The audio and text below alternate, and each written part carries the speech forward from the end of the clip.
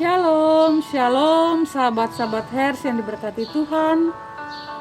Puji Tuhan, kita berjumpa lagi di pagi ini dalam damai dan sejahtera di channel Hers Sumahoke. Untuk kita akan ada dalam pembacaan firman Tuhan secara bersama-sama. Dan di pagi ini kita sama-sama akan membaca firman Tuhan yang akan menjadi makanan rohani bagi kita untuk hari ini. Dari kitab Bilangan pasal 1 ayatnya yang ke-28 sampai ayatnya yang ke-54. Untuk itu mari kita berdoa. Tuhan, kami mengucap syukur untuk anugerah kasih dan kemurahan Tuhan yang Tuhan limpahkan dalam kehidupan kami sampai pada saat ini, sehingga kami dapat berjumpa lagi di channel Hers Sumahoke untuk ada dalam pembacaan firman Tuhan setiap hari. Dan kami juga mengucap syukur untuk nafas kehidupan yang Tuhan masih percayakan dalam hidup dan kehidupan kami sampai pada saat ini. Kami mohon Roh Kudus menuntun kami selalu, sehingga kami selalu hidup pada jalan Tuhan.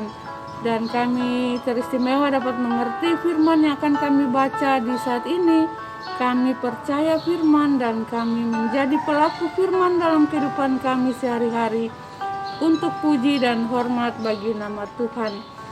Dalam nama Yesus Kristus firman yang hidup, Tuhan dan Juru Selamat kami berdoa kepada Bapa di sorga. Haleluya. Amin. Sahabat-sahabat yang diberkati Tuhan, Bilangan pasal 1 ayat 28 sampai ayatnya yang ke-54 yang berbunyi demikian. Laskar Israel dihitung.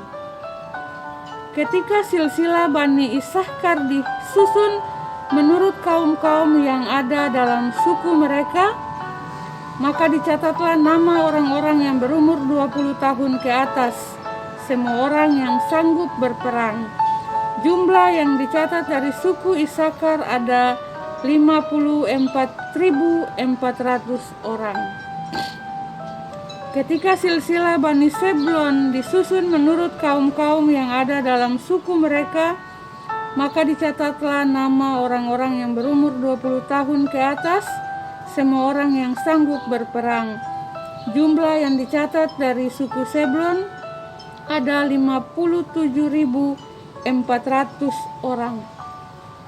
Mengenai keturunan Yusuf, ketika silsilah Bani Efraim disusun menurut kaum-kaum yang ada dalam suku mereka, maka dicatatlah nama orang-orang yang berumur 20 tahun ke atas, semua orang yang sanggup berperang.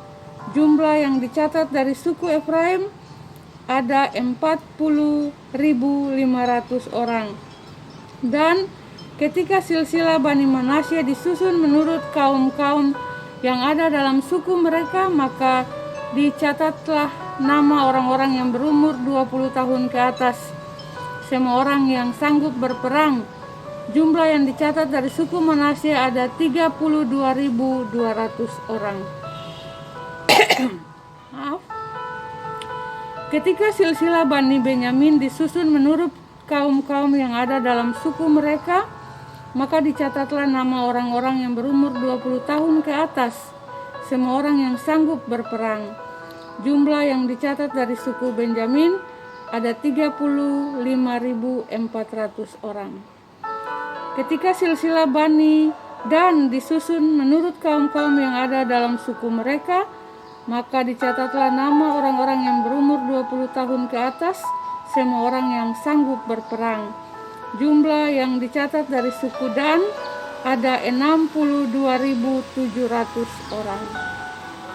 Ketika silsilah Bani Asyir disusun menurut kaum-kaum yang ada dalam suku mereka, maka dicatatlah nama orang-orang yang berumur 20 tahun ke atas, semua orang yang sanggup berperang. Jumlah yang dicatat dari suku Asyir ada 41.500 orang.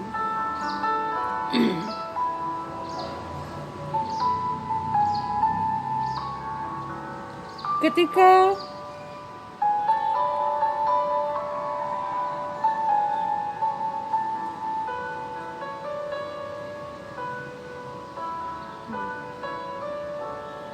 Silsilah Bani Naftali disusun menurut kaum-kaum yang ada dalam suku mereka.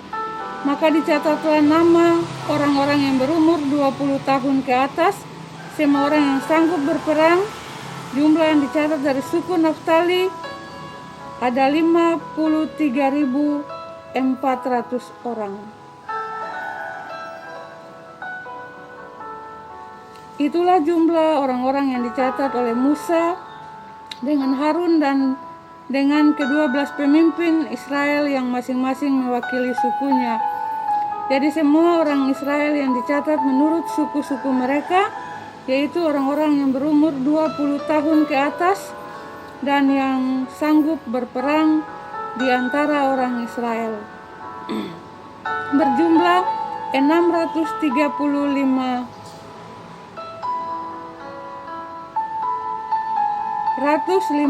orang. 603.550 orang. Tetapi mereka yang menurut suku bapa leluhurnya termasuk orang Lewi tidak turut dicatat bersama-sama dengan mereka itu.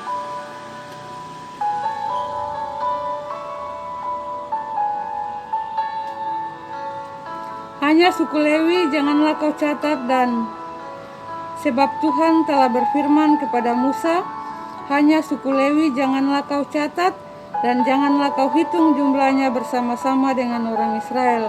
Tetapi tugaskanlah mereka untuk mengawasi kemah suci, tempat hukum Allah yang dengan segala perabotan dan perlengkapannya. Mereka harus mengangkat kemah suci dengan segala perabotnya. Mereka harus mengurusnya dan harus berkemah di sekelilingnya.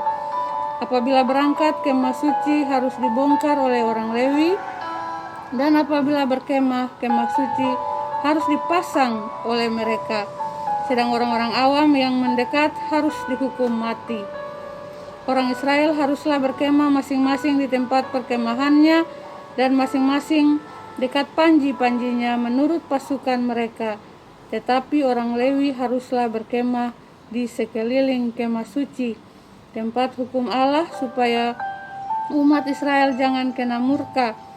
Orang Lewi haruslah memelihara kemah suci, tempat hukum itu. Maka orang Israel berbuat demikian, tepat seperti yang diperintahkan Tuhan kepada Musa, demikianlah diperbuat mereka. Demikianlah pasal pembacaan firman Tuhan kita di saat ini, yang menjadi makanan rohani bagi kita. Berbahagialah kita yang mendengar firman, percaya firman, dan menjadi pelaku firman dalam kehidupan kita sehari-hari, untuk puji dan hormat bagi nama Tuhan. Tuhan Yesus memberkati kita semua. Haleluya. Amin.